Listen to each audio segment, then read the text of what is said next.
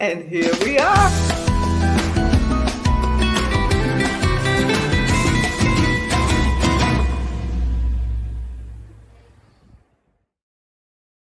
Balcony Banter, and here we are, hustling and bustling.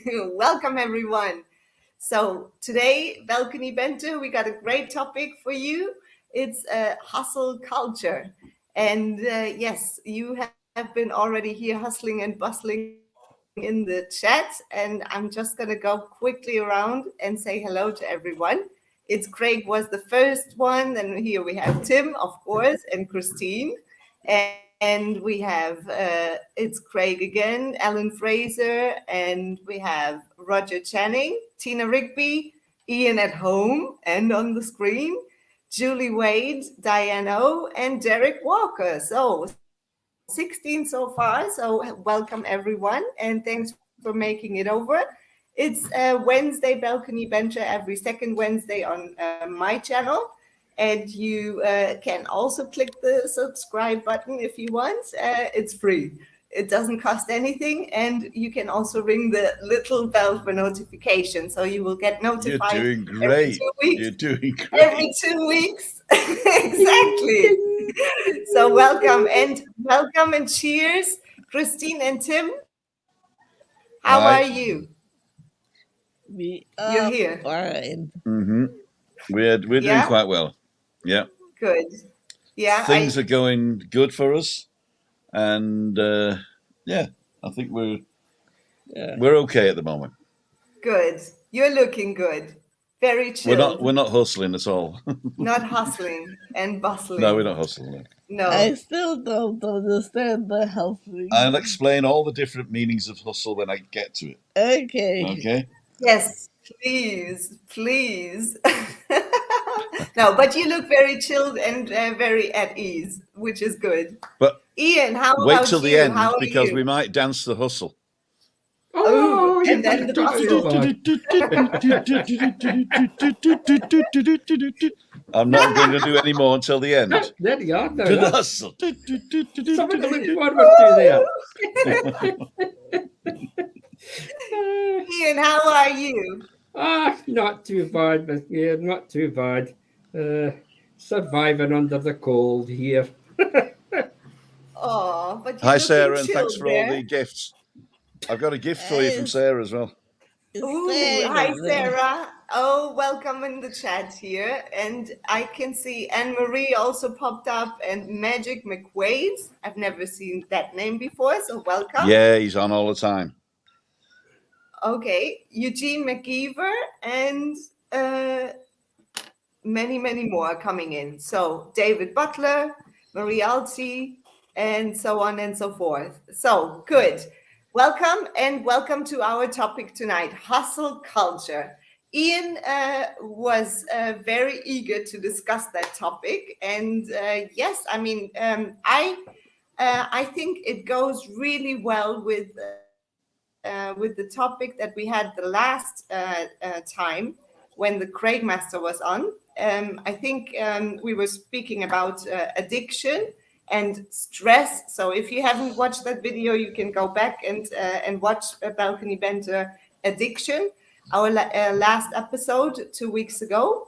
And I think it goes perfectly hand in hand with the stress factor we were talking about. So hustling, what do you guys feel is hustling, hustle culture? What is that for you? I mean, we will check out all the different meanings and what it actually means in our day-to-day life. Maybe, we have it. We feel it at our workplace. We feel it. We were just early on before we came up live. We were talking about it, even feeling it in day-to-day activities such as going to the supermarket. Maybe that influences and has an impact on every situation in life. So, Ian, would you like to start and give your little idea about hustle culture? Yeah, sure. the question, what is hustle culture? Why are we talking about it? Well, last year, the term hustle culture, it was used by some of our guys in the chat, and it was put on my to-do list. So, what do you mean by hustle culture? Glorified working hard, overworking for the professional success of yourself. Right. Let's give you a wee bit background into this form. This was reports that I picked up from various places, universities, and whatever, and I've actually put this together. Hustle culture fundamentally is about work dominating your time in such an unnatural way that we have no time to live our own lives. It's a lifestyle where career has become in your life and your environment that you work in and other aspects of being human. It's things such as your hobbies, your family time, and your self-care all take a backseat to this. So basically, hustle culture is a culture of hard work. It pushes yourself beyond your limits. In other words, outside your comfort zone. Mm-hmm. It's to achieve capitalist goals, such as your wealth, your prosperity, and your success as quickly as possible.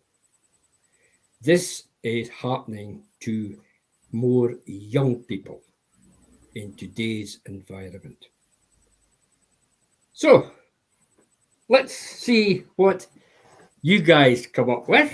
And yes, we have we'll already work around had. it. We already had a good comment here by Marialti. Just another word for burnout and stress, and he can play with your mental health. Yes, absolutely. Yeah, it's Yeah. also something you mentioned, Ian. Yeah, Stress you said factor. you said the word there actually, Marie, burnout and stress. Yeah. What were we doing last? The last show that we did was addiction. You become a workaholic. You forget about everything else that's happening round about you. Now, I know many people love to work and get out there and do their bit. But the bit you do more and you do more. At the end of the day, the word is burnout. You give up. You do yourself injury. Yeah. And as Marie says there, it starts with your mental health, and it snowballs. So how do you I'll ask you, how do you draw the line? How do you get out of it? And I mean, is it something that has been? Is it just happening now, or has it been there forever? It's just now that it comes more maybe to the surface, and it's more obvious because obviously we have more internet to spread those news, so we become more aware of it actually. But is it just a phenomena that is happening now over the last years, or has it always been there? And how do you feel about that? No, I think it's always been there, and it was maybe more conceived as pressure from your superiors to do things within a specific timelines. It was laid down. Yeah. But I think with people working from home during the pandemic, that sort of thing, it sort of eased off. You didn't hear so much about it. Now people are going back. Many people are going back to their workplace. and I find, or I hear, they're expected to do more. The boundaries that they're being set is much higher now. They have to achieve that wee bit more in their workplace. Okay. It's becoming more and more to the front now that people are seeing this. Mm-hmm. I think the young people are taking on. It's not just a case of work. They do work, and then the next thing they're on their iPhones, they're on their iPads, but they're always working. Your brain is always your brain is always working. You have no relaxed time. So Tim is on his iPhone now. What do you say about it, Tim? Well, I'm hustling because I forgot to put the link in my website so that people can come in and join in. Yes. So I'll be right back. I would like to put this comment again by Magic McQuaid's. My boss said, stress is a normal feeling nowadays. Doctors use it when they don't know what's wrong with you. I have a great boss. Okay. Good. All right. I mean, stress, yes.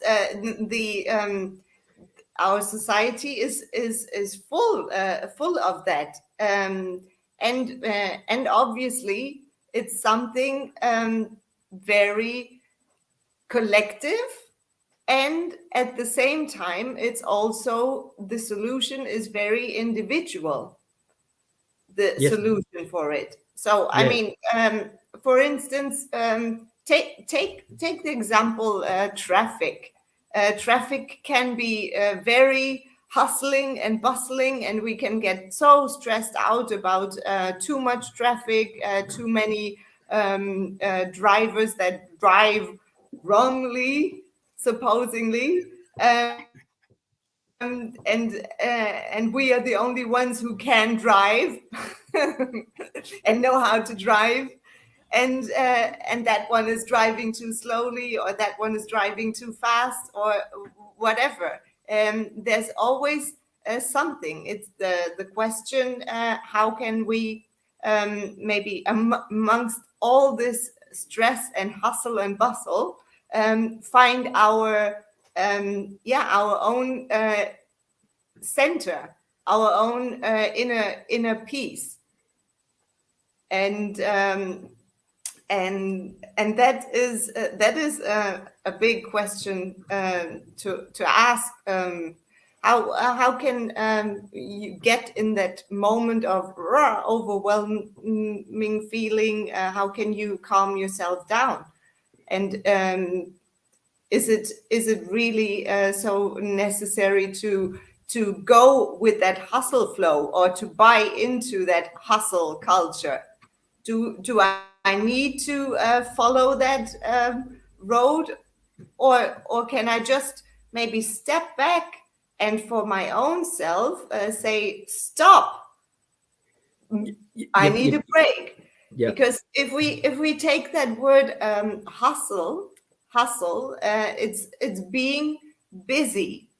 So busyness, and it becomes nearly, it seems as it becomes nearly a sin to not be busy. Right. But at the same time, it's exactly that stopping that would increase maybe more productivity. What to gather thoughts again, to calm yourself down, and not to buy into this stress. It becomes difficult. Where do you draw the line? I mean, you said productivity there. It's okay. It's burnout culture. It's the productivity you're doing is actually, it's become toxic. Mm-hmm. This constant work. It's a change in your personal lifestyle, isn't it? Yeah, absolutely. And Marie Elton says a lot of people get caught up in their busy lives and work and find it difficult to relax. It is so important to have downtime and to chill and to unwind. Yes, absolutely. Yeah. Yep. You find the thing now. People working in large organizations. As Anne says there, get the downtime. Even the downtime is even a break at your lunch. I mean, many people have their lunch sitting at their desk, so there's no break time. It's likewise at the end of the day, your day may be finished, but you are still working. You're still working there. Many people take their work home and do it home, so they have no downtime at all. So how do we get through to them the damage that they're doing to themselves? Okay, Ian, let me ask you this. How do you create your downtime? How do I create my downtime? I just down tools and stop and go away.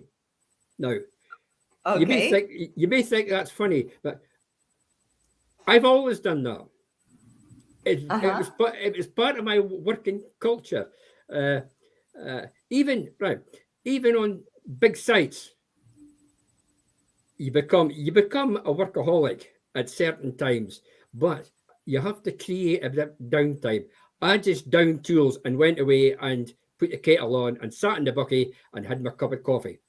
And just forgot about work, even though it was only for 10, 15 minutes. Yeah. And that was on site. That was on site. Okay. Okay. At home, when I'm in the house, that's a difficult one.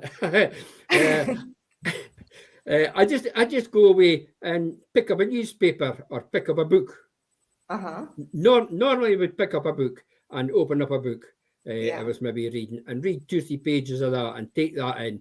Then close the book and just go back to what you're doing.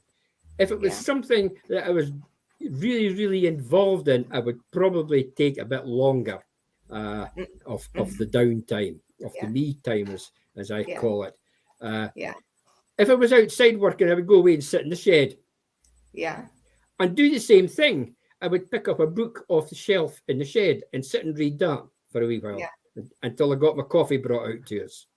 But you said something very, very good there, something important. You've always been doing that.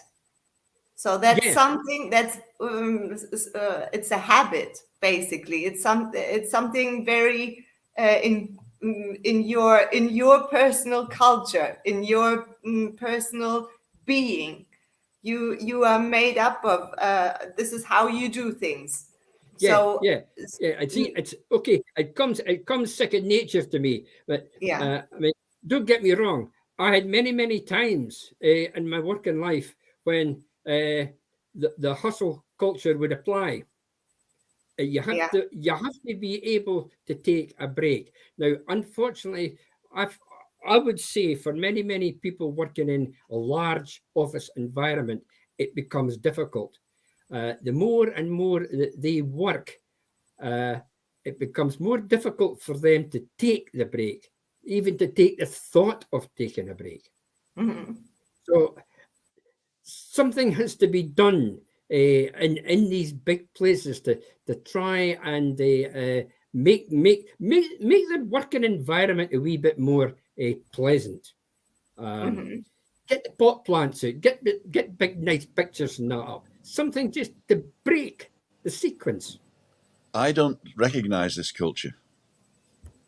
Go on. I don't recognize this culture because I've lived in England, right? And in England, I did a few jobs. I was mostly manual work or sales related. So if you're sales related, then your hustle culture is a necessity because you're chasing figures, right? And in manual work, like stacking shelves in a supermarket, you got a certain amount of time to get a job done. And but this was years and years ago. I can imagine now that if you're an office worker now, and you have a manager, then I can imagine that it's different now. When I was working in Germany, it was basically we'd start work at 7:30 in the morning. You finished around about 4, and you were paid hourly, and you were paid hourly up to a very high level. So you didn't get salaried until you were außertariflich, which means you were negotiating your own contract. So the hustle culture in that respect was you set your own goals and you achieve your goals, you overachieve your goals. So there was no manager there giving you unreachable goals and putting stress on you. And at 9:30 in the morning, we'd all stop work and go for breakfast. You'd still talk about work at breakfast, but it was a break. And then lunchtime was 11:30. So they'd do the same again. They'd stop for an hour or an hour and a half at lunchtime. And then in the afternoon, it was always somebody's birthday. So at 4 o'clock, they'd break out the beer and they'd have a break chatting around that. So that culture was in the, let's say, 80s, 90s. Yeah, it changed a little bit. And I think that then I left to go to America. Now, in America, it was totally different. In America, people were proud to be working 60, 70 hours a week. And they felt that if they weren't working 60, 70 hours a week, they weren't managerial or executive material. And I used to annoy them by saying, well, if you're working 80 hours a week, it's either a job for 2 people or you're the wrong guy. Yeah. So the hustle culture is basically you accepting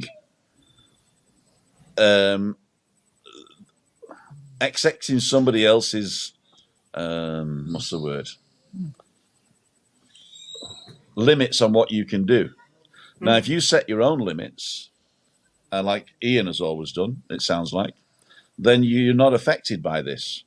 But if you're affected by it, then it's because the culture has changed, that you are scared to lose your livelihood or change your job because you're dead. Most people are living now, they couldn't do without next month's salary. You know what I mean? And it used to be that you could live a couple of months or 6 months to look for another job. But nowadays, most people, and I would say 80% of people, can't live without 2 months' salary. And this is your problem. So it's the taking advantage of the precarious situation you're in, which is a political decision, obviously, in whichever country you're in, and also a cultural byproduct of pride in what you do. Yeah. Yeah. So the hustle culture for me is you've got to the stage where you can't change your job. You can't just give up work and say, I'm going to look for something else. And therefore, you're at the beck and call of the person making the demands on you. And it's basically slavery. It's called wage slavery. And they let you run away for 4 weeks a year, which is called holidays. Yeah. Tim, you're making depends which country you're in. Good comments there, and talking about your own life experience working in obviously in different countries such as Germany and the US, and I feel there is a shift in or mindset shift from a culture which is very much from thinking from I have to have, so then I can do, and then I can be. And there's a shift going on now, and those 3 words, have, do, be, become more be, do, have. Yeah. Like just going back to the German, after we came back from America to the Germany, they put in rules and regulations to say you're not allowed to email people outside working hours. So you couldn't You couldn't give a subordinate a job outside of working hours. And also we were told, don't answer or turn off your email when you leave work, you know? And so I think there was a lot of pressure with the workers' union. I mean, in Germany, you've got workers' unions in your company. They're part of the company. You know, it's not like an external union. It's like the what do they call it? Betriebsrat. It's the Betriebsrat, which is basically a council of workers. It's a workers' council, basically, and they negotiate fair and honest working conditions, which I don't think exists in a lot of countries. I think Britain and US have thrown that out the window, and then unscrupulous managers are taking advantage of that. And also, the people who are worried they're not going to live to the next paycheck are the slave to that. So there's a lot of factors coming into this. And what they don't understand is that the more ill you make your workforce, the less productive you are. So they're shooting themselves in their own foot, you know. So what you really need is to stand back and take a deep breath and say, what type of country do I want to live in, and what type of services do I need to support people, and then pay for those services, and maybe also what kind of sacrifices am I personally able to make? Because no, able's the wrong word. Able is the wrong word. If you're using the word sacrifice, the only word you can use in that respect is willing. Exactly. Able and willing. Those are two important questions to ask. Am I That's able? True. Yeah, sure, I am able. But am I also willing? Because there's wishing and wishful thinking.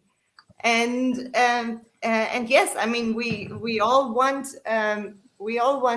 better.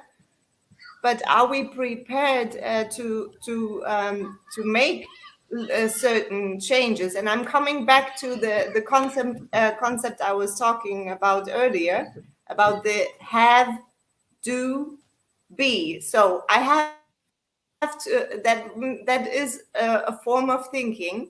I have to have such and such to be able to do such and such, and then I can be such and such. That is a form of thinking that is gradually shifting, and I think it is happening very strongly in our society right now, especially amongst younger generations. Instead of such and such, do you have a concrete example going on? And it's happening that people are being more to be able to do more, and to do maybe more and better, and to have more in the end,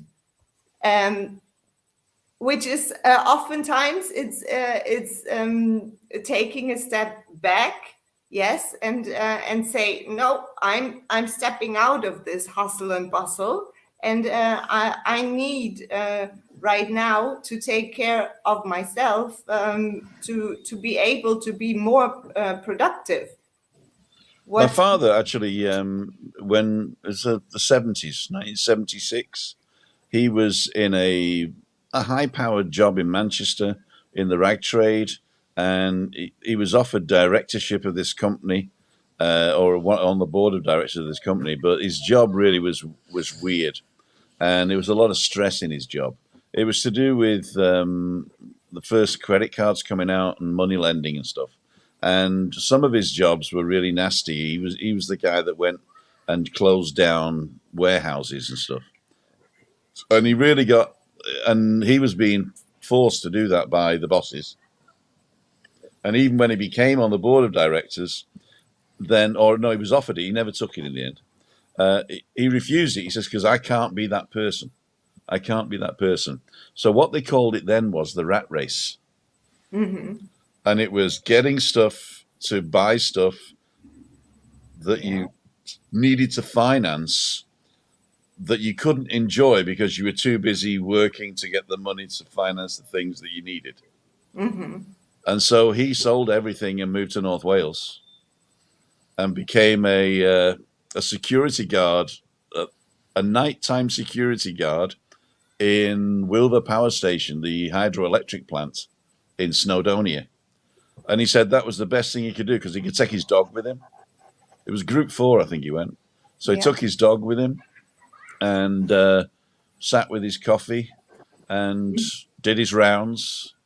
And so that helped him. So getting out of the rat race. Yeah. And I think if you're in a rat race, sometimes you don't even know you're in it. Yeah, exactly. But you got to get out. Yeah. You know? And it's definitely a sacrifice you're making. I mean, it's not easy. Maybe it's and it takes a lot of courage actually to become aware of it in the first place, and then to take that action that goes maybe against your normal way of thinking, against your normal culture, against your normal behavior patterns, and take that courage and step out of it and make it a new way for your own self. That sometimes that happened to me. I think I learned from my father. I was 17 years old, and I had the option at the time to either go to North Wales with them or move out. I was living at home at the time, or move out and get a flat. My brother moved out, and I went with him. I said, I'll come for a couple of months, see if I can make a new start there. So I think a lot of people have said it to me coming here as well. I mean, but we've done it all our lives, haven't we? You really just need to make the decision. And a lot of people say you're brave, and I've always said, no, I'm not. I've just made the decision. But now I realize that for some people, it is such a horrible feeling, the free fall. You know, after you've been sort of in this rat race where you're getting the money to pay for the things that you need to do, and if you don't do it, then you lose it, and and then to sort of stop that and say, I'm going to do something totally different, but there is going to be a period where I'm going to struggle more.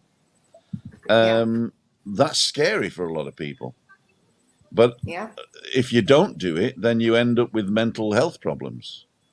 Exactly. So it's easier to do it and end up with mental health problems or not, as to not do it and guarantee yourself to end up with mental health problems. You know what I mean?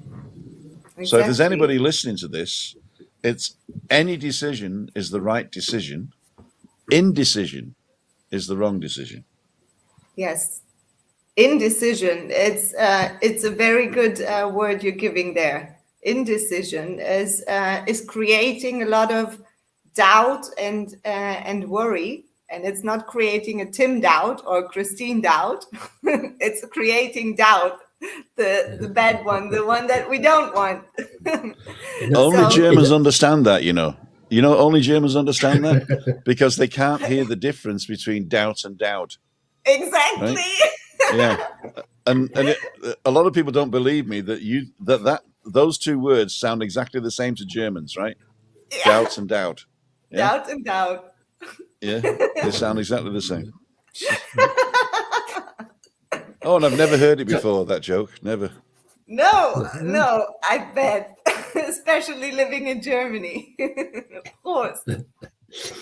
So basically, what you need to do then, I said at the start, you've stepped outside your comfort zone. So step back into your comfort zone and look after yourself. Or change your comfort zone. Now. Yeah. We are always changing comfort zones. So when we step out and overcome our terror barriers, our fear barriers, then obviously the new zone is becoming our new comfort zone until we make a new decision. Step into what will we call it? A learning zone. Yes. Step out your comfort zone, step into a learning zone, and start looking at things you've maybe done, and looking at things where you could improve on things. Yes. Make maybe a better idea for making decisions. Can't hear us. And what's this one? Indecision is still a decision. Yeah. You are making a decision not to make a decision. Yes. Exactly. Absolutely. But what's the outcome? That's the question. So, Ian, I mean, you have been making good decisions, good decision, I would say. But for your own self, you have been doing great over the last year, deciding to be on board here with us. And how do you feel about that? It's just a decision, as I said to you once before. A decision I made last year to move out of my comfort zone into my learning zone. I'm learning something new. Exactly. I talked about being a practical minded person. Right, I'm leaving that behind now. I'm moving into this more what will we call it? Creative. That's the word I was looking for. Gosh, you're good there. Just like it, eh? Creative zone. I'm just looking for something worthwhile to occupy my life. Yeah. Although, very good. And saying that, I've got enough to occupy it at the moment. But there's always space for something more. And you always keep your mind occupied with something positive that adds to your big amount of experience already. So you told me once that you are quite looking to combine the two, the creative part, the new learning zone, with already accumulated knowledge that you have.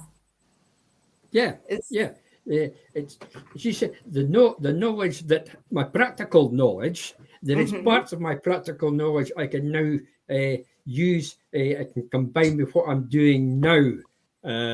In this more, I would take this as a more relaxed way forward that I'm doing now. Relaxed, like our lovely couple, Christine and Tim. Yeah, look at them, fired up. Join the happy mob.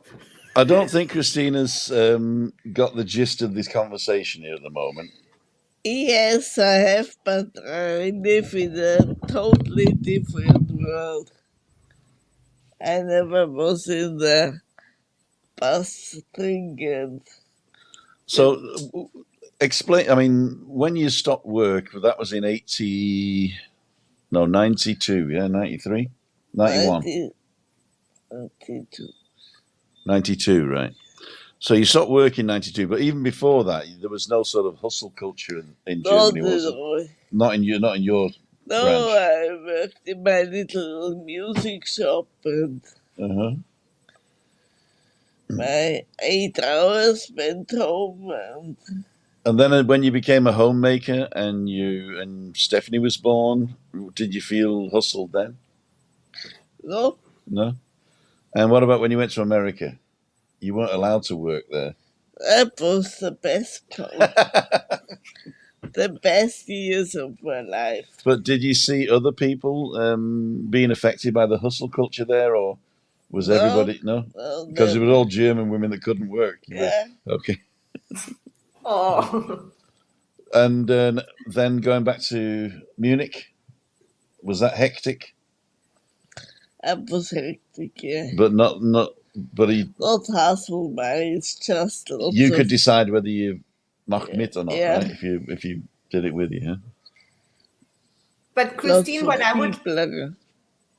would like to ask you, I mean, even though you maybe not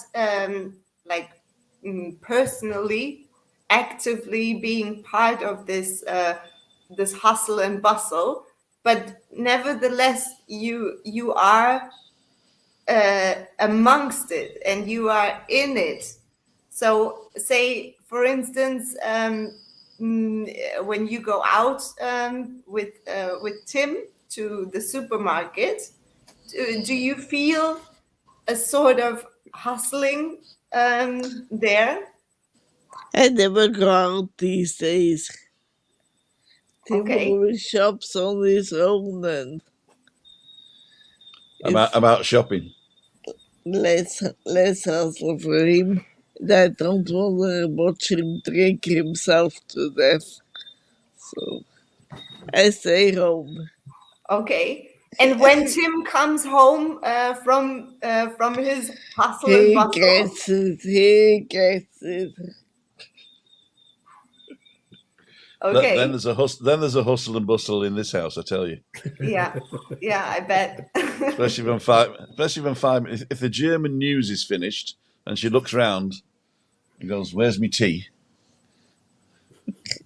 There you go. No, but going back to, I think you may have experienced hustle and bustle in Munich when we went back to Germany, because we didn't live in Munich. I rented a house in Munich whilst we were in America for when we came back, and Chris wasn't involved in the decision, and I made a totally wrong decision because I was hustled and bustled. I was flown over on a Friday night to meet a guy on a Saturday morning to show me 6 apartments and a house, and I took the house, which was a total waste of time, but And way too expensive. and way too expensive and everything. Way too big. But yeah, but so I was hustled into making a decision without Chris. Then when we moved over, there was lots. But I mean, you could decide whether you wanted to be in that, right? There was no sort of forcing you to be hustle and bustly, right? I think that's the difference. Is when you're talking about culture, Ian. I think it is a very, very important part of the political system you're living in or living under, as to how you cope with things like hustle and bustle. I think that the feeling in Britain at the moment is that you can't change it. Is that it's the way it is, and there's nothing you can do about it. Yeah, I agree. I agree with that statement. It is the way it is at the moment, and it'll take something. I'll tell you exactly what it'll take, but I don't want to get political on Juliani's channel. Yeah. Thank you. I find my personal opinion. I find it more now since the pandemic and since people have returned to their work. It's more to the fore now. You can see it. It's obvious now. It's obvious in everyday life. That's my feeling on it. Yeah. So I think you all need to come over to here and get the manana culture, man. Yeah, well, there we are. Now, come on. They tell me it's quite busy out there. There's quite a lot of hustle going about on the streets and that. It's at night. It's very, very busy, I was getting told. It is busy and hustly, you know. I mean, I think the manana culture is for locals, but the tourist industry is very hustly. But I think that the people working in the tourist industry are okay. If you're working in the front of customers, the people that you'd actually see, then I think that those people choose that lifestyle. Because they're into it. There might be others that are working in the background in the kitchens and cleaning and so the things that you don't actually see. But again, they can go home to their families and they don't have to take cleaning home. So the office worker, I mean, Britain has got a lot of people who work in information, and reporting and accounting and sales reporting, and those are the people I think that are affected the most. The computer, people that are in higher technologies. So I think it's a higher technology thing. The guy who digs the road when he goes home, throws his shovel in the back and has a bath, he doesn't think about digging the road tomorrow. So I think it's a certain amount of eggs in the basket in a culture that makes I don't want to say makes their job artificially important to them, but Yeah. if all the bankers and the office workers stopped tomorrow, then you probably wouldn't notice much of a change in certain things. Not demeaning the work of the office worker, but it's not an immediate change. Like if somebody sort of like turned off the water or turned off the electricity, that's immediate. But I think I know what you're saying. The information exchange and the information technology that we've got at the moment, it puts artificial pressure on you. Yeah, it's the environment now that you live in. If as you said, the guy digging the roads, it's a different outlook that he has, Right. a different way of life that he has. Whereas the people in the big businesses, it's sitting computer facing every day. These are the people that I would say are involved in this hustle culture. Then I have a solution. And Christina taught me this. As soon as you stop taking yourself seriously, and as soon as you realize that you are expendable, your life changes immediately. Expendable? You're expendable. That means that if you stop doing your job, 10 people will take up the slack. Oh, so right? Disposable. No, expendable is the word. Expendable. That means that yeah. Yeah, I get what you're saying. So exactly. So if that's why it's important to make your own well-being also important, because obviously if tomorrow the company says goodbye, you would sacrifice a lot of your mental health and your own personal well-being if you just. But I'm not saying change anything. I'm just saying change your mind. That means keep doing what you're doing. Doing what you're doing. But if you make let's say you're making a decision based on the fact that I've got to get this done or all hell's going to break loose. Exactly. That's stress, right? Mm-hmm. And if you say, if I don't get this done, I'll do it tomorrow. Yeah. Then it's exactly the same. Whether the weekly report comes out on a Friday at 8:00 or whether it comes out on a Saturday morning may not be the big thing that you think it is. You know what I mean?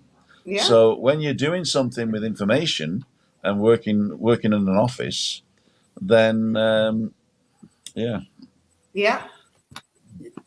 A lot of the pressure is not done by the boss; it's done by you.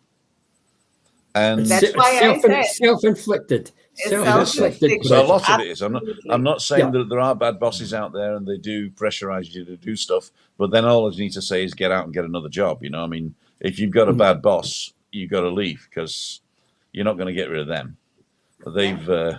They've risen to the top for a reason, so the company's all bad, you know. But if a lot of it is the pressure you're putting on yourself, or I mean, I'm a perfectionist, which means that I never start or finish anything, you know, because only God is perfect. I used to think perfectionists were people that did perfect things, but perfectionists are they can't start because they realize it's not going to be good enough. You know, I'm serious. I've learned a lot. Right? You know, it's like, shall I blitz the kitchen and empty all the cupboards and polish everything? You know, and then I say, I'm not going to finish that tonight, so I don't do anything. You know me, Lenny. I have a problem. I have a problem cleaning cutlery. I'm as crazy as the next person. But it's a lot No, of. the dishwasher for that. I bought a dishwasher and I don't use it. Oh, what would we do without your sense of humor, Tim? Really, isn't that also great that saved solution? that has actually saved me a lot. Yeah, My sense of humor has saved me a lot. Yeah. I bet, and it really helps break through the ego.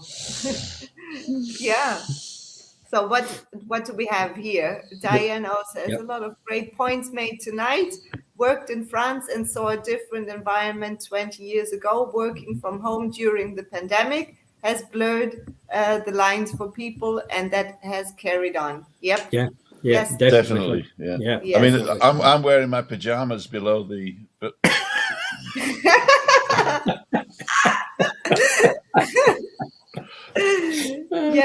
Yes. I mean, over the last 3 years, there have been a lot of changes, and people had to adapt. Obviously, making maybe their home a work environment, which is also challenging in a lot of ways, because obviously you are taking home something that you normally left outside your workplace. You could say goodbye, see you tomorrow, but at home you have your workplace and you have your home and your private personal life. So having that mixed together is also challenging. I don't have a private life anymore because it's all online. You decided that, huh? I did. It was a decision I made. Yeah. It's Michael funny. McGuinness was actually commented earlier on saying that indecision is also a decision, right? Yes, exactly. And well, I just like to say that is a new definition of indecision, and it's a new definition of people like yourself, Giuliani, and the mind coach. That there's a lot of you can sort of have your own truths, but I'd like to say here and now that indecision is the opposite of the word decision. Yes. But it's still indecision is not a decision. But still, you are deciding not to decide. No, you're not, and that's what mind coaches and holistic mentors don't understand. Okay. Right? That's fine. No, it's true. It's true. Indecision is nothing to do with you. Indecision is a situation you find yourself in when you cannot decide. Nobody decides not to decide. You can't do that. And so indecision is like a panic attack. You can't decide to have a panic attack or decide not to have it, right? Indecision is where you have multiple decisions to choose from and you cannot choose. It is not a decision not to choose. Uh-huh. It is a very, very real thing. And if you think that indecision is also deciding, then it's not indecision, it's just laziness. But indecision is a real thing, and it is the opposite of being able to decide. So indecision is the inability to decide, not a decision. Okay. The word of Tim has spoken. Okay. All right. Okay. But it's only for important stuff. No. Because indecision is when I don't know whether you to put jam or Nutella on my bread in the morning. That's true, but that's not a decision. You're not deciding to not decide, are you? Or do you decide to Nah. Oh, Tim, what do you want, Chris? Do you want jam or Nutella? I don't know. Well, make a decision. I don't know. I can't decide. Well, I'm here in the kitchen. Make a decision. I've decided not to decide. McKay! Yeah. Hey, that was to be a topic for future weeks. Decision. Yes, absolutely. You've summed it all up in 10 minutes. Well, I'm not sure when to do it. For you. Should we do it next week or the week after? Or maybe the week after that? I don't know. See. I'm deciding not to decide. There you You're go. I'll decide for you. Load of rubbish.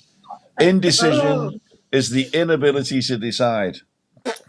Anne-Marie Elton says, I work from home mornings and feel more productive without distractions in the office and don't miss the commute in heavy traffic. However, I do miss the interaction with work colleagues. Yes, we will Anne-Marie Elton, definitely. I know exactly what you do in the mornings in your office when you're working.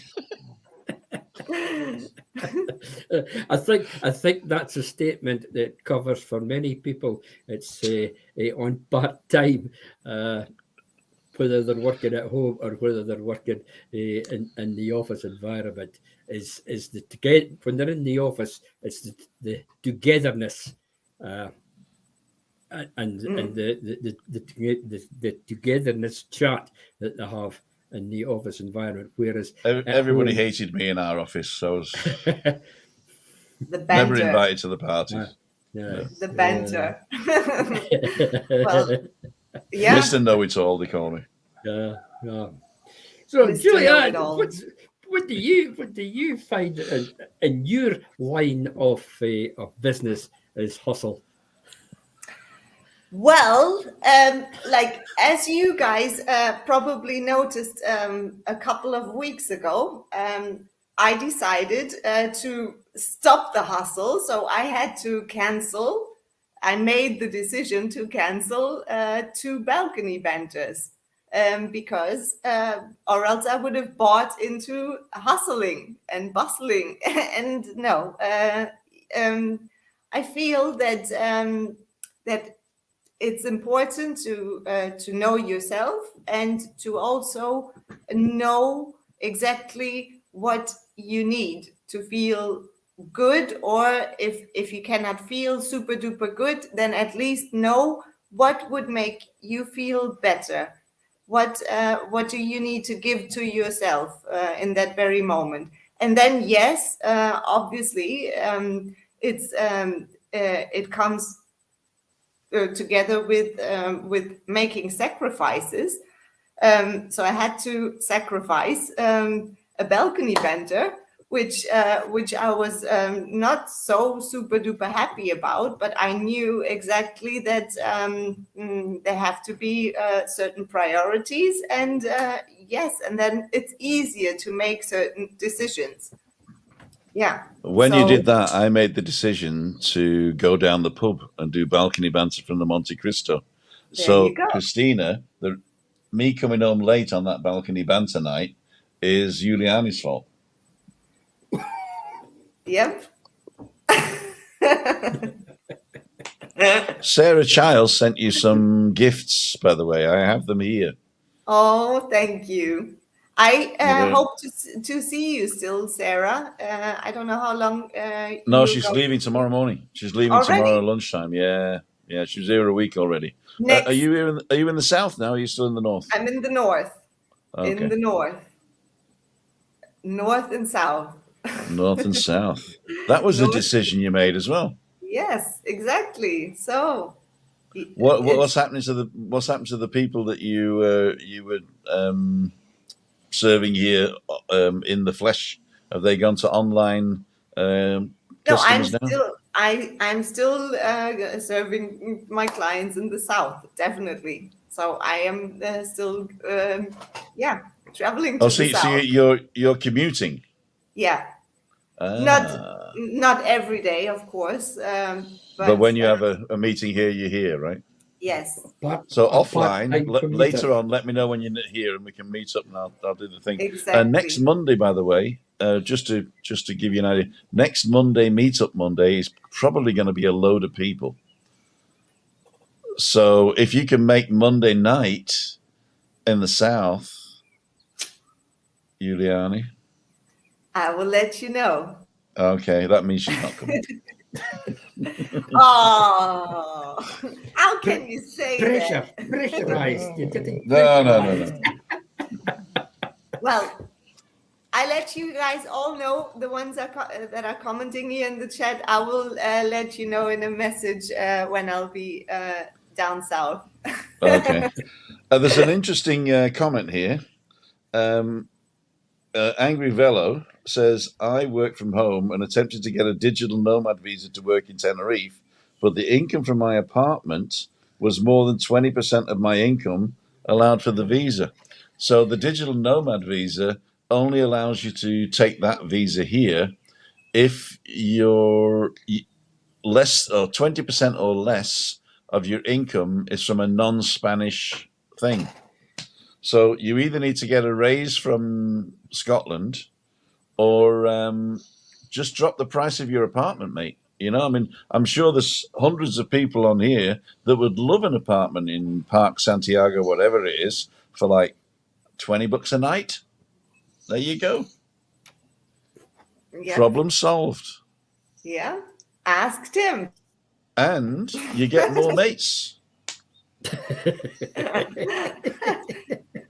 Yep.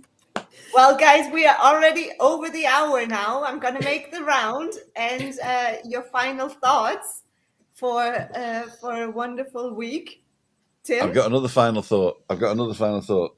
Angry Velo. What's his real name? Graham. Graham. If you come over here and live in the apartment, you're not earning anything.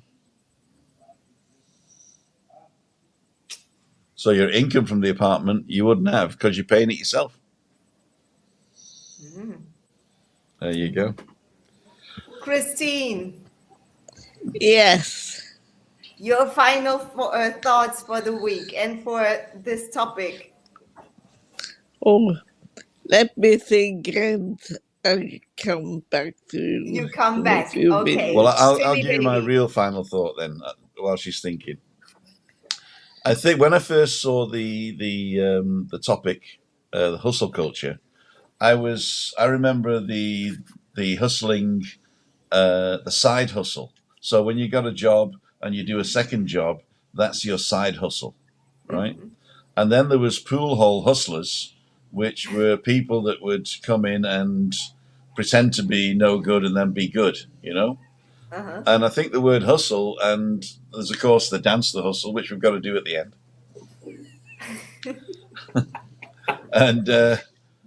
And also there's this, what I really realize now is that it is people in power hustling people with no power. And that is disgusting. That's my final word. It shouldn't happen. Revolution, brothers. Ian. Yes. Your final thoughts. Yes, I'm glad I picked that up in some of the past chats last year. It just goes to prove that I do read all the chats and they go on my to-do list. Yes. I'll finish up with a little bit less. Less is more. Less stress. More peace. Less technology, more nature. Less worry, more joy. Less complaint, more gratitude. Less judgment, more love. Thank you. Oh, love that. Thank you. Very good. Thank you. Christine. Yeah. Less work, more sleep.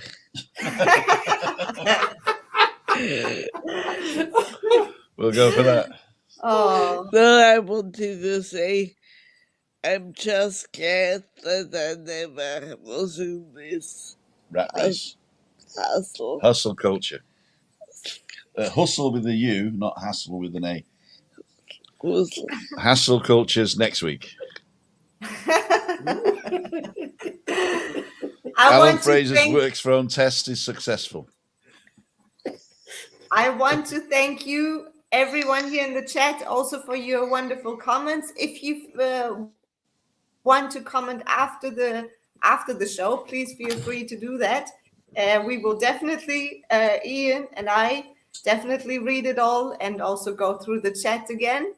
And yes, look at this wonderful, wonderful view. Yes, those lovely sunsets from the south. They are beautiful. Yes. And well, my final thought We're going to go for Just the be, wonderful view for the last minute here.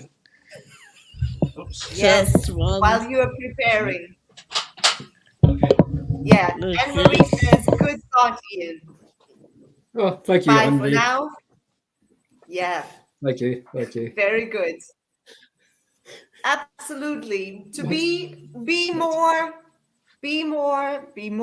kind, or be more kind to yourself, and then you can do more and have more.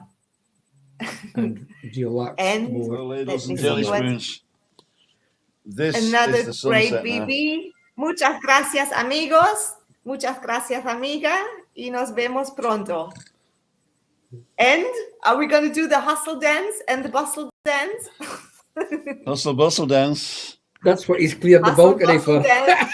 Woo, woo, woo. Well, let me put it on.